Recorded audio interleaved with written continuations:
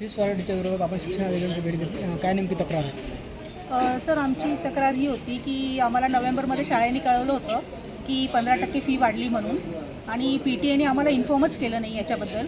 त्यांनी direct accept केलं letter. तर PTA पण त्यांना काही नॉलेजच नव्हतं की काय कसं करायचं, आणि PTAचा आमच्याशी काहीच कॉन्टॅक्ट नव्हता वर्षभर.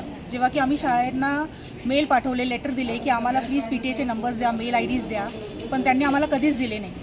आणि सर्व PTA अधिकाऱ्यांनी त्यांनी असं सांगितलं की तुम्ही साईन करा किंवा नका करू, तरी फी वाढ होणारच आहे 15%. त्यामुळे PTAंना काही नॉलेजच नव्हतं. त्यांनी साईन केले आणि त्यामुळे ती फीस 15% वाढून दिली. पण आम्ही सगळ्या पॅरेंट्सना हे मान्य नव्हतं की ही इतकी फी वाढेल म्हणून. आम्ही विचार केला होता की 3%, 5% फी वाढली तर ठीक आहे, पण 15% आम्हाला हे पॉसिबलच नाही. कारण की ऑलरेडी आम्ही महिन्याची फी 12,900 रुपये भरतो आहे सेकंडरीला.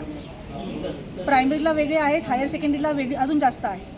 तर जेव्हा 12,900 आम्ही भरतो आहे, ह्याच्यावर 15% तुम्ही पकडली तर आमचा जो वर्षाचा खर्च आहे तो एक 25-24 हजारांनी वाढून जाईल. तर त्याच्यामुळे पेरेंट्सना हा अतिरिक्त खर्च होतो आहे.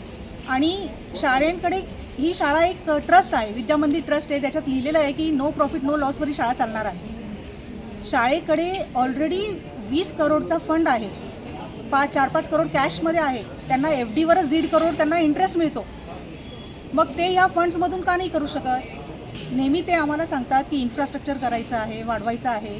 पण इन्फ्रास्ट्रक्चर 4 वर्षापासून सगळं बनलेलं आहे, डिजिटल बोर्ड्स लागलेले आहेत. मग हे कोणतं करणार आहेत आणि त्याचे कोटेशन्स कुठे आहेत? त्यांनी पालकांना कधी हे सांगितलंच नाही. जे PTA मेंबर्स आहे त्यांनी त्यांचा अहवाल पण दिला नाही जो द्यायला पाहिजे की हे या पैशाची जी वाढ होणार आहे त्याचा ते कसा यूज करणार आहे, उपयोग करणार आहे त्या पैशांचा, तो स्टुडंट्सला कसा बेनिफिट होणार आहे, याच्याबद्दल काहीच माहिती त्यांनी दिलेली नाही. आणि असं आम्हाला वाटतं की शाळेने ही फीज रोलबॅक करावी. त्याच्यासाठी आम्ही इथं मॅडमकडे आलो आहोत, आणि मॅडमनी आम्हाला आश्वासन दिलं आहे की ते या संदर्भात जे पण आहे योग्य पाऊल ते घेतील. ते DFRCला पण ॲप्लिकेशन करतील या सगळ्या गोष्टींचा. कोणत्या शाळेच्या विरोधात तक्रार होतील, पुढची काय भूमिका असणार? आमची नाथ व्हॅली स्कूलच्या विरोधात आहे ही कंप्लेंट. पुढे आता आम्ही DFRCकडे घेऊन जाऊ ॲप्लिकेशन, कारण की मॅडम पण आम्हाला सपोर्ट करणार आहेत, लाटकर मॅडम पण. त्याही म्हटल्या की त्याही DFRCला अप्लाय करतील आणि आम्हाला जे आहे न्याय आमचं ते करून देतील. नाव? सपना मेहर.